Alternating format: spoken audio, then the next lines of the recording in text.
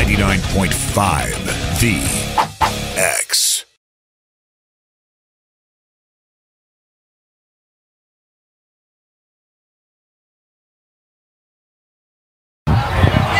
Beautiful art. We're here with Theory of a Deadman. How you doing? Great. I mean, it would have been better if I had some watercolors or Bob Ross. I'm sure someone's made a Bob Ross joke. Can you do your Bob Ross right now? What kind of tree is this? It's a happy tree. It's a happy tree. We're in our happy place backstage at Carolina Rebellion. Hey, congrats on the new single, Drown. Thank you. This is amazing. It has, sonically, it seems like it's a bit of a departure from what people have known of Theory of a Deadman. What led to this? It was kind of, you know, it's funny, our label said, Theory of a Deadman, you guys need to reinvent yourselves. So we were like, uh-oh. Really? So we just, and I heard these inklings of like, you know, bands that start doing pop stuff, especially like this is our 5th record. So a lot of bands, as they get older, they start doing like softer stuff. So we did the opposite, and we did something completely different. So this record is really heavy, but really, really gritty. Not heavy like metal heavy, but Drown is a great start. Let me just say that. It's not the epitome of the record. It's a great start. It's an awesome sound. There's harmonies in here that I haven't heard previously from you guys, but I can't believe you were told you need to reinvent yourself. Yeah, the label. Well, you know, labels are all freaking out. No one's selling records, so you know, we still do well, and I think they were kind of scratching their heads. I don't think they knew what to do with Theory of a Deadman, which is a great thing for bands, because when you hear the label doesn't know what to do, you were like, great. Sweet. Now, when you got this recorded, this single done, you got it mastered, and you heard it for the first time, what were your thoughts? Obviously, with the process, you're so invested in it, you know what it's sounding like, but the end result, what did you guys walk away that maybe you weren't expecting when hearing the end result of Drown?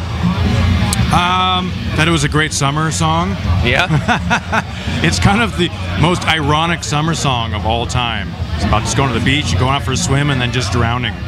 And no one helping you. There's no SOS. I don't know. It's a great summer. I think it was just, I wrote the riff, it might have been maybe 6 months ago, and I sent it to Joe, our drummer, and he was like, dude, what is this? I'm like, I don't know. It's just a riff. Like, I don't know. So we didn't really know it was going to turn out to be the first single at all. We were just like, we loved the riff. The song was really dark. Now, you're saying it's not representative of the full album, but it's a great start. What can people expect when the album comes out? It just won't stop. Every song just keeps going, and it's very aggressive. It's just a completely different.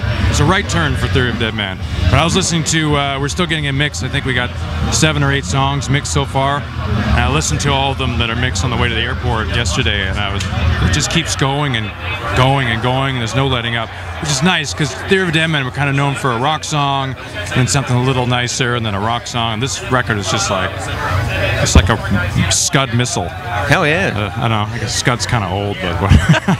Well, we're dating ourselves. I know exactly what you're talking about. But I'll tell you, man, all the best to you guys. You're kicking some serious butt. I can't wait to hear it. How much are we going to hear today at Rebellion from the new album? We're going to play Drown. We're going to play another song. We're going to play the title track. It's called Savages. And actually, we got Alice Cooper to sing on it, which is even better. He's not singing on it today, obviously, but he'll be on the record, which is awesome. So I'm excited for people to hear that. I bet you had some interesting conversations with Alice when that was going down. Yeah, he loved the song. We sent it to him, and he was like, this is great. And it was right up his alley, too. The song, he almost does like this Vincent Price thing on it, where he just takes over the breakdown and does this big spoken word thing. Oh, wow. He screams along. He does all these gang vocals and stuff. So it's perfect. Like, we couldn't have found anyone better. Like, when he said he wanted to do it, we're like, yes! So I got to go to his house. We recorded it in his house in Phoenix, and super nice guy. First time I ever met him. What's the wildest thing that happened with Alice Cooper? Was there a weird conversation or anything of note? No, I mean, I don't want to spoil Alice Cooper, but he's just a very nice, down-to-earth guy. Well, he seems like it, yeah. He does have this dartboard in his studio where he just has knives stuck in it. And he supposedly is like super amazing at throwing knives. So he just comes in and he's just like, boom, boom, boom. So good. And then I pick one up, I throw it, it bounces off and hits me in the shoe. And I'm like, I quit. It's not as easy as it looks. You pretty much let Alice Cooper do whatever he wants after that introduction, don't you? Yeah, exactly. So I think that was the kind of, this is my house, and I will kill you if you screw around with me in my house knives thing. Now, this isn't the first Rebellion you played. No, you it is played not. if I'm not mistaken, the very first Carolina Rebellion. Yep. That would have been on our last record. I think, was that with Alter Bridge? I don't know. I don't remember who was on it.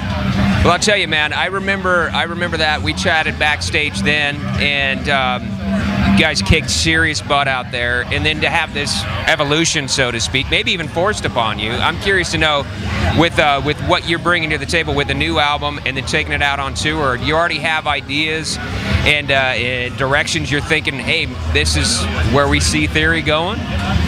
Or is it just, hey, well, we stepped out of maybe a little bit of a comfort zone, had some fun, but we know what we want to do? Yeah, I mean, we're not really doing anything new. We kind of came from that. Like, Drown is a good representation of where we came from.